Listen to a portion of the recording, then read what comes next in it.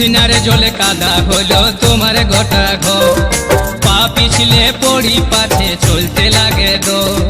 উঠনার জলে কাদা হলো তোমার গোটা ঘর, পা পিছলে পড়ি পাছে চলতে লাগে দো।